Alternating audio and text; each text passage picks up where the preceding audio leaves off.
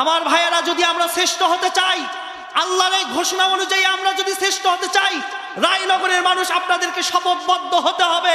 5 তারিখের আগে যেমন আমরা শপথবদ্ধ হয়ে জুলুমকে আমরা হটিয়েছি, জালেমকে হটিয়েছি, 5 তারিখের পরেও আমাদেরকে শপথ নিতে হবে আল্লাহর কোরআনের বিধান অনুযায়ী ভালো কাজ করতে গিয়ে অবশ্যই ভালো কাজের আদেশ করব। যারা অন্যায় কাজ করতেছে তাদেরকে 1 ফোঁটা শরীরে রক্ত থাকা পর্যন্ত খারাপ কাজ করতে দেব না, দেব না, দেব না। ঠিক কিনা বলেন? রসুল আমার নেতা, তাই তার আদর্শের বাহিরে আমার যাওয়ার কোনো সুযোগ নেই, তার আদর্শের বাহিরে চলার কোনো সুযোগ নেই। তার আদর্শ যদি আমি মেনে নেই, তাহলে দুনিয়ার জীবনেও শান্তি, আখিরাতের জীবনেও আমি শান্তি পাবো। ঠিক কিনা? এটাই তো বলছেন নাকি? রসুলিহি, রসুলকে বিশ্বাস করলাম। কি বিশ্বাস? যে রসুলকে যদি আমি মেনে নেই, সর্ব অবস্থায় আমি শান্তি পাবো। আমাদের এত যে দৌড়াদৌড়ি, এত লাফালাফি, যা কিছু করতেছি 5 তারিখের আগে এবং পরে, সব শান্তি পাওয়ার জন্য না শান্তির বাহিরে থাকার জন্য? কোনটা? জোরে বলেন কোনটা? তো শান্তি যদি পেতে চাই, তাহলে তো বলছি আমরা যে রসুলকে মানলেই শান্তি। তো সেই বিশ্বাসটা যে আমরা করেছি, তা আমাদের কাজের মাধ্যমে প্রমাণ দিতে হবে কি হবে না? কথা বলেন, হবে কি হবে না? আমরা ওখানে বলেছি অকুতুবিহি, কোরআনকে বিশ্বাস করলাম নাকি বলেন? এই কোরআনের মধ্যে সব আছে কি নাই? আসতে বলবেন না, আছে না নাই? সব আছে। তো সব আছে কি? মানুষের জীবনে যা প্রয়োজন সব কিছু আছে। সুবহানাল্লাহ জোরে বলেন। ওয়ানাজ্জালনা আলাইকাল কিতাবা তিবয়ানান লিকুল্লি শাই, সব দিয়েছি। সব যখন দিয়েছে, সেই সব কথার এক কথা আপনাদেরকে বলি, রায়নগরের মানুষ, আপনারা শিক্ষিত মানুষ, একটু জবাব দিবেন। মানুষের জীবনের অতীব প্রয়োজনীয় একটি জিনিসের নাম রাজনীতি। কথা কি ভুল বললাম? কথা কি ভুল বলছি? রাজনীতি মানুষের জীবনে প্রয়োজনীয় না অপ্রয়োজনীয়? কথা জোরে বলেন, প্রয়োজনীয় না অপ্রয়োজনীয়? তাহলে এই প্রয়োজনীয় জিনিসটা কি কোরআনে নাই? যখন আমি বলছি সব আছে, তাহলে এই প্রয়োজনীয় জিনিসও তো থাকতে হবে, তখনই তো এটা কমপ্লিট নাকি? কমপ্লিট কোড অফ লাইফ, এটা মানুষের জন্য যে একটা পরিপূর্ণ জীবন বিধান, কনস্টিটিউশন, এটা যে আমি বললাম, বিশ্বাস করলাম, তা সেই বিশ্বাসটা কি? ওয়াজের ময়দানে এসে বলে হুজুর রাজনীতির ওয়াজ করবেন না, আসতে বলবেন না। কথা ঠিক কিনা বলেন? রাজনীতি ওয়াজ করবো না মানে কোরআন থেকে ওয়াজ করেন। তা কোরআন থেকে ওয়াজ করলে তো রাজনীতি ওয়াজ। আপনারা যারা পড়াশোনা করছেন, আমি আপনাদের জবাব দেই, একটু জিজ্ঞাসা করি, জবাব দেন তো। আমরা ইন্টারমিডিয়েটে পৌরনীতি পড়েছি। পৌরনীতির ভাষায় রাজনীতি বলা হয় কয়েকজন মানুষ একত্রিত হয়ে মানুষের কল্যাণ সাধন করাকেই বলা হয় রাজনীতি। যারা একত্রিত হয়ে কাজ করে তাদেরকে বলা হয় রাজনৈতিক একটা দল। আপনার কথা শুনতেছেন আমার? তাহলে কোরআনে সূরা আল ইমরানের মধ্যে বলছে কুনতুম খায়রা উম্মাতিন উখরিজাত লিন-নাস তা'মুরুনা বিল মারুফ ওয়া তানহাউনা আনিল মুনকার। তোমরাই শ্রেষ্ঠ জাতি, তোমরাই শ্রেষ্ঠ। শ্রেষ্ঠত্বের দলিল আল্লাহ দিচ্ছেন। কাজটা কি? কেন তোমরা শ্রেষ্ঠ? আমি বললাম আমি কেন শ্রেষ্ঠ? ক্লাসের মধ্যে আমি সমস্ত ছাত্রের মধ্যে তখনই তো শ্রেষ্ঠ, সবার চেয়ে যখন আমি বেশি ভালো পড়তে পারি, ভালো লিখতে পারি, ভালো বলতে পারি, তখন আমি হই ক্লাসের মধ্যে। কথা বলেন না কেন? তাহলে আমি যে পৃথিবীতে সমস্ত মানুষের মধ্যে শ্রেষ্ঠ, সমস্ত সৃষ্টির মধ্যে শ্রেষ্ঠ, তা আমার কাজটা কি? আল্লাহ বলছে যে 2টা কাজ। কয়টা? কয়টা? তা'মুরুনা বিল মারুফ ওয়া তানহাউনা আনিল, ভালো কাজের আদেশ করবা, আর অন্যায় কাজ যারা করবে তাদেরকে বাধা দিবা। কথা ঠিক কিনা? আমার ভাইয়েরা, যদি আমরা শ্রেষ্ঠ হতে চাই, আল্লাহর এই ঘোষণা অনুযায়ী আমরা যদি শ্রেষ্ঠ হতে চাই, রায়নগরের মানুষ আপনাদেরকে শপথবদ্ধ হতে হবে। 5 তারিখের আগে যেমন আমরা শপথবদ্ধ হয়ে জুলুমকে আমরা হটিয়েছি, জালেমকে হটিয়েছি, 5 তারিখের পরেও আমাদেরকে শপথ নিতে হবে আল্লাহর কোরআনের বিধান অনুযায়ী ভালো কাজ করতে গিয়ে অবশ্যই ভালো কাজের আদেশ করব। যারা অন্যায় কাজ করতেছে তাদেরকে 1 ফোঁটা শরীরে রক্ত থাকা পর্যন্ত খারাপ কাজ করতে দেব না, দেব না, দেব না। ঠিক কিনা বলেন? এটাই হচ্ছে আপনার শ্রেষ্ঠত্বের দলিল। আপনার চোখের সামনে একজন মানুষ অন্যায় কাজ করবে, আপনি বলেন যে ওই যা করে করুক, যা করে করুক, এটা আপনার শ্রেষ্ঠ। যখন আপনি বাধা দিতে পারবেন, তখন আপনি আল্লাহর কাছে শ্রেষ্ঠত্বের দলিল পাবেন, শ্রেষ্ঠত্বের মর্যাদা পাবেন। কথা ঠিক কিনা বলেন? সুতরাং 5 তারিখের আগে যেমন আমরা কাঁধে কাঁধ মিলে এই ঘোষণা করেছিলাম জুলুমের বিপক্ষে, সমস্ত অন্যায়ের বিপক্ষে, 5 তারিখের পরেও এই একই স্লোগানে আমরা বলছি সমস্ত অন্যায়ের পক্ষে না বিপক্ষে? কি কয় না হুজুর, যাই করেন অন্যায়ের পক্ষে। অন্যায়ের বিপক্ষে না, একদল কিন্তু এখনো পক্ষে। উনি উনি ভুল করে বলছে, এটা আমি মেনে নিচ্ছি, মিস্টেক। কিন্তু এখনো একদল কি পক্ষে, কারণ তারা জানে আমরা যদি বিপক্ষে যাই তাহলে আমাদের পকেট ফাঁকা। আমরা যদি বিপক্ষে যাই, যেমন আগে না খেয়েছিলাম এখনই না খেয়ে থাকা লাগবে। কথা ঠিক কিনা বলেন? এই জন্যই তো যখন ডক্টর মিজানুর রহমান আজহারী বলল এক দল খাইছে আর এক দল খাওয়ার জন্য রেডি হয়েছে, অনেকে মন খারাপ করছে। কথা ঠিক কিনা বলেন? অনেকে মন খারাপ করে স্লোগান দিচ্ছে যে মিজানুর রহমান আজহারীকে বয়কট করলাম। তো তুমি বয়কট করলেই কি না করলেই কি যায় আসে কিনা? আলেমরা আগেও যেমন কথা বলছে এখনো কথা বলবে। আলেমরা আগেও যেমন জুলুমের বিপক্ষে এখনো জুলুমের বিপক্ষে। আপনি গায়ে ঘষে নেন কেন? আপনি যদি না খান আপনি গায়ে ঘষে নেন কেন? ঠাকুর ঘরে কে রে? আরে জোরে বলেন না, ঠাকুর ঘরে কে রে? আমি কলা খাই না। কে আবার? আমি তো তোমাকে বলি নাই, তুমি বলো কেন? এই জন্য আমরা আগেও যেমন সমস্ত দল মত নির্বিশেষে বিএনপি জামাত বলেন আরো যারা পার্টি ছিল সমস্ত মানুষ কাঁধে কাঁধ মিলে আমরা জুলুমের বিপক্ষে ছিলাম, এখনো ঠিক একই ভাবে আমরা কি জুলুমের পক্ষে না বিপক্ষে? বিপক্ষে। আমরা যারা আন্দোলন করেছি ইউনিভার্সিটিতে, আমাদের বন্ধুরা কেউ শিবির করত, আমাদের বন্ধুরা কেউ বিএনপি দল করত, কিন্তু আমরা কিন্তু তখন কোনো দলের ছিলাম না। আমি আপনাদেরকে আরেকটা বিষয়ে সজাগ করে দিতে চাচ্ছি, আপনারা খুব ভালো করে খেয়াল করেন। এই 5 তারিখের পরে আমাদেরকে নিয়ে কিন্তু আমাদেরকে নিয়ে বলতে আমরাই বাংলাদেশ। কথা ঠিক কিনা বলেন? আমাদেরকে নিয়ে বলতে আমরাই তো বাংলাদেশ, না বাংলাদেশ অন্য কিছু? আমরাই যদি না থাকি তো বাংলাদেশ থাকবে কি? সুতরাং আমরাই বাংলাদেশ। আমাদেরকে নিয়ে কিন্তু কম ষড়যন্ত্র হয় নাই। কম ষড়যন্ত্র হয়েছে। সবার আগে যে ষড়যন্ত্র শুরু করলে ইসকনকে দিয়া।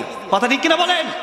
সচিবালয়ে আগুন দেওয়া হলো, ষড়যন্ত্র একটার পর একটা করতেছে যে আমাদেরকে হটানো যায় কেন? আমাদের পরিচয় দিয়েছে আমরা জঙ্গি। ইন্ডিয়া থেকে আমাদেরকে ফোন দেয়, যেহেতু ওখানে মাহফিল করি দক্ষিণ 24 পরগনায়, এরপরে উত্তর 24 পরগনা বলেন, তো মানুষ ফোন দেয়, হুজুর আপনাদের অবস্থা কি? তা আমাদের অবস্থা তো আগের চাইতে এখন ভালো। আমরা খারাপ ছিলাম কখন? সবসময় তো আমরা ভালো, কারণ মুসলমান সর্ব অবস্থায় খায়রিহি শাররিহি মিনাল্লাহি, সর্ব অবস্থায় সে প্রশংসা করে কার? আল্লাহ। আমরা আগেও ভালো, আগের চাইতে এখন আরো বেশি ভালো। কথা ঠিক কিনা বলেন? আগে তো অসুস্থ ছিলাম, এখন তো সুস্থ হয়ে গেছি। সুতরাং খারাপ থাকার তো কোনো প্রশ্নই আসে না। সুতরাং আমাদেরকে যখন প্রশ্ন করে আমরা বলি যে ছিলাম কখন খারাপ, সেটা তো বলেন। বরং আপনাদের যেটা ভাইরাস ছিল, মানুষ ইন্ডিয়ায় যায় ক্যান্সার ভালো করার জন্য, যে জায়গায় ক্যান্সার হয়েছে কেটে ফেলে দিয়ে আসে। তা আমরা আমাদের টাকা ছুঁড়ে ফেলে দিয়ে আসছি। কথা ঠিক কিনা? ইন্ডিয়া তো যাই মানুষ চিকিৎসা করার জন্য, গোস্তর যে পচন সেটা ফেলে দিয়ে আসার জন্য আমরা ফিকে দিয়ে আসছি, ওটা চলে গেছে। তো ক্যান্সার দূরে চলে গিয়েছে, এখন আমরা তো সুস্থ। ক্যান্সার নাই মানে কি আমরা কি সুস্থ? তা আমরা ঐক্যবদ্ধ, যে কথা বলতেছিলাম, ঐক্যবদ্ধ থাকতে হবে। ঐক্যবদ্ধ থাকলে আমাদের কেউ হারাতে পারবে না। আমার ভাইয়েরা মাঝে মধ্যে আমাদেরকে হুমকি দেয়। কেমন হুমকি? যে পেঁয়াজ বন্ধ করে দেবো। কথা ঠিক কিনা বলেন? আলু বন্ধ করে দেব।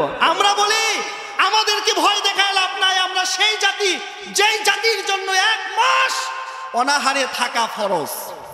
কথা ঠিক কিনা বলেন? সুতরাং ক্ষুধার ভয় আমাদের দেখায়ও না, আমরা না খায়া থাকাই আমাদের জন্য ফরজ। এই জাতি এই মুসলিম জনপদ কখনো ক্ষুধার জন্য কারো কাছে হাত পাতায় না, কারণ তারা জানে রিজিকের মালিক কে? আল্লাহ। ওমা মিন দাব্বাতিন ফিল আরদি ইল্লা আলাল্লাহি। আমার জন্য যদি আল্লাহ রিজিক বরাদ্দ করে রাখেন, পৃথিবীর কেউ ঠেকাতে পারবে না। আর যদি আমার রিজিক না থাকে, পৃথিবীর কোনো শক্তি আমাকে রিজিক দিয়ে খাওয়াতে পারবে? খাবার সামনে থাকলেও সেই খাবার আমার পেটে যাবে না। এটা এই জাতি বিশ্বাস করে। এই জাতিকে খাবারের ভয় দেখায় লাভ নাই, বরং তোমরা তোমাদের নিজেদের চিন্তা করো। ময়ূর হকার নামে একজন সাংবাদিক আছে, ও একদিন বলতেছে যে গাজওয়াতুল হিন্দ নিয়ে আপনাদের এত মাথা ব্যথা কেন? আরে গাজওয়াতুল হিন্দ নিয়ে মাথা ব্যথা এই জন্য, 1400 বছর আগে রাসূল পাক সাল্লাল্লাহু আলাইহি সাল্লাম আমাদের গাজওয়াতুল হিন্দ সম্পর্কে বলছে, গাজওয়াতুল হিন্দ হবে ওই যুদ্ধে আমরা জয়লাভ করব। কথা ঠিক কিনা বলেন? ওয়াদানা রাসূলুল্লাহ সাল্লাল্লাহু আলাইহি সাল্লাম। হযরত আবু হুরায়রা বলেন, হুজুর আমাদের থেকে গাজওয়াতুল হিন্দ সম্পর্কে ওয়াদা নিয়েছেন এবং বলেছেন ওই যুদ্ধে যারা জান এবং মাল দিয়ে শরীক হবে এবং ওই যুদ্ধে যারা শহীদ হয়ে যাবে, জান এবং মাল নিয়ে শরীক হয়ে যাবে, হুজুর বলছেন তারা হবে আফদালুশ শুহাদা, তারা হবে পৃথিবীর সমস্ত শ্রেষ্ঠ শহীদ জোরে বলেন সুবহানাল্লাহ, আরো জোরে বলেন। আপনারা মনে হয় কথা বুঝতে পারেন। ইসমে তাফজিলের সিগা, সুপারলেটিভ ডিগ্রি। এই পৃথিবীতে যত শহীদ আছে তাদের মধ্যে তারা হবে শ্রেষ্ঠ শহীদ। আমার মাথা ঘুরে গেল বুঝছেন এই হাদিস পড়ার পরে। বদরে 3টা পাহাড় আছে, এক্সেপশনাল পাহাড়, যার কালার হচ্ছে গোল্ডেন কালার, এই পলের কালারের মতো। কিসের কালার? এবং পাহাড়ের সম্পূর্ণ বালি, ওটা তো বালি বলা যায় না, ধুলা ধুলা ধুলা। আমি চিন্তা করলাম কে রে, সমস্ত মক্কার পাহাড় সব পাথর, কিন্তু এখানে ধুলা কি? ঘটনা কি? ঘটনা তো আলফানে আল্লাহ বলছে, সূরা আনফালের মধ্যে বলছে, সুবহানাল্লাহ বলে। সূরা আনফালে বলছে ঘটনা কি। আমরা এই হিন্দুস্তানের যে শ্রেষ্ঠ শহীদ, এটার একটা ব্যাখ্যা আমার মাথার মধ্যে হঠাৎ করে ওই জায়গায় আসলো। রসুল যাদের বিরুদ্ধে যুদ্ধ করছে বদরের প্রান্তে, তারা কেউ ছিল মামা, কেউ ছিল চাচা, কেউ ছিল দাদা, পাড়া প্রতিবেশী, কেউ না কেউ রসুলের আত্মীয়ই ছিল। কথা ঠিক কিনা? রসুল তাদের সাথে যুদ্ধ করেছে, আর রসুলের সাথে যারা যুদ্ধ করেছে তারা ছিল সাহাবী। সেই সাহাবীদের চেয়ে আমাদেরকে শ্রেষ্ঠ বলার কারণ, আমার মাথার মধ্যে অনেকগুলো ঘটনা পেঁচ খাওয়ার একটা ঘটনা আমি আপনাদের শেয়ার করতেছি। সেইটা হলো, হুজুরের সাথে যারা যুদ্ধ করেছে তারা কি হুজুরের কথাই যুদ্ধ করছে, না হুজুরের কথার সাথে সাথে হুজুরের সাথে যুদ্ধ করছে?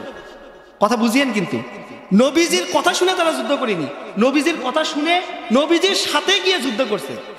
নবীজি ছিল সেনাপতি, কথা ঠিক কিনা? নবীজির সাথে গিয়ে তারা যুদ্ধ করছে। নবীজির সাথে গিয়ে তারা সচক্ষে নবীজির মোজেজা দেখেছে। কিন্তু 1400 বছর পরে আমরা নবীজিকে দেখেছি? কথা বলেন না কেন? নবীজির মোজেজা দেখেছি। যে জাতি নবীজির মোজেজাও দেখেনি, নবীজিকেও দেখেনি, সেই জাতি কেবলমাত্র নবীজিকে ভালোবেসে, নবীজির প্রতি ঈমান এনে, নবীজির কথা শুনে হিন্দুস্তানের সাথে যুদ্ধ করে নিজেদের জীবন এবং মাল দিয়ে তারা শাহাদাত লাভ করবে। কি ভাবছেন আপনি? এমনি কি শ্রেষ্ঠ বলছে?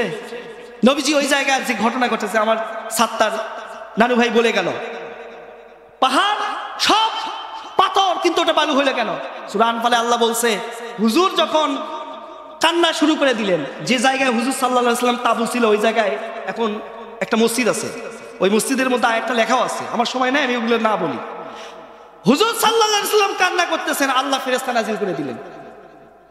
নাজিল করে দিলেন এমন ফেরেশতা যারা এক একটা করে বাড়ি দেয়, যে বাড়ি মানুষের উপরে পড়ে ও ভিতরে ঢুকে যায়, আর যে বাড়ি পাহাড়ের উপরে পড়ে পাহাড় ফেটে বালুর মতো চূর্ণ বিচূর্ণ হয়ে যায়। সুবহানাল্লাহ বলবেন না? 1400 বছর আগে ঘটাইছে, এখনো আল্লাহ মুজিজা রাখছে। দেখো, তোমরা যারা ভেবেছো যে সংখ্যাই ছিল মাত্র 313 জন, না, যদি আল্লাহর পক্ষে থাকো, পৃথিবীর যে প্রান্তেই থাকো না কেন, আল্লাহর প্রতি যদি তাওয়াক্কুল নিয়ে আল্লাহর পক্ষে যদি তোমরা যুদ্ধ করো, আল্লাহ রাব্বুল আলামিন তোমাদের বিজয় দেওয়ার জন্য ফেরেশতা তাতানাজ্জালু আলাইল মালাইকা, ফেরেশতা নাজিল করে তোমাদেরকে সহযোগিতা করবে। তার বাস্তব প্রমাণ আল্লাহ পাক ওখানে দিয়ে দিয়েছেন। জোরে বলেন না সুবহানাল্লাহ। আমার ভাইয়েরা, এই জন্য হিন্দুস্তানের যুদ্ধ নিয়ে আমাদের অত টেনশন নাই, কারণ আমাদের চূড়ান্ত কথা হলো হিন্দুস্তানের যুদ্ধে আমরা জয়লাভ করব। কথা ঠিক কিনা বলেন? আমি আপনাদেরকে একটা শেষ মেসেজ দেই। আফগানিস্তান থেকে একজন ভিডিও বার্তায় বলছে যে হিন্দুস্তানের যুদ্ধ এখন হইলেই ভালো।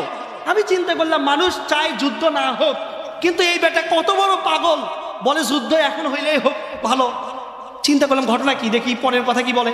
উনি বলতেছে, রসুল যেহেতু বলছে যুদ্ধ হবে, তাহলে আজকে হলেও হবে, কালকে হলেও হবে, 10 বছর পরে হলেও হবে, 100 বছর পরে হলেও। কথা বলেন না কেন? হবে কিনা?